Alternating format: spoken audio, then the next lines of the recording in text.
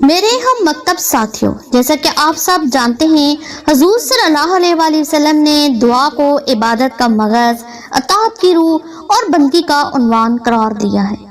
جب ایک بے کس و بے بس انسان ساری مخلوق سے منہ موڑ کر اپنے مالک حقیقی کی بارگاہ میں دست سوال دراز کرتا ہے تو اللہ تعالیٰ اسے محروم نہیں فرماتے بلکہ توقع سے بڑھ کر نوازتے ہیں۔ بحیثیت مسلمان ہمیں چاہیے کہ اپنے دن کا آغاز دعا سے کریں۔ اردو زبان میں لکھی گئی بہترین دعا ہے، لب پہ آتی ہے دعا بن کے تمنا میری، جس کو جب پڑھا جاتا ہے تو دل اور روح سیراب ہو جاتے ہیں۔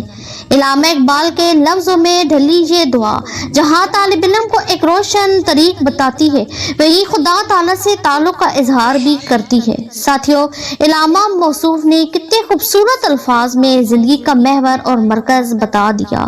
زندگی کی شمع سے تشبیہ کتنی کامل ہے کہ جیسے شمع دوسروں کو روشنی دے کر فائدہ دیتی ہے اور ساتھ ساتھ خود بھی فنا ہو جاتی ہے، اسی طرح انسان کو بھی نفع رساں وجود بن کر جہاں آنا اور خودی کو ختم کرتا ہے، وہی انسان دنیا میں اپنا اور اپنے وطن کا نام بھی روشن کر دیتا ہے۔ اس خوبصورت دعا کو پڑھنے کے لیے آپ کے سامنے کلاس سوئم کے بچے اسٹیج پر تشریف لاتے ہیں۔ آپ سب دعا کے لیے اپنے ہاتھ اٹھا لیں۔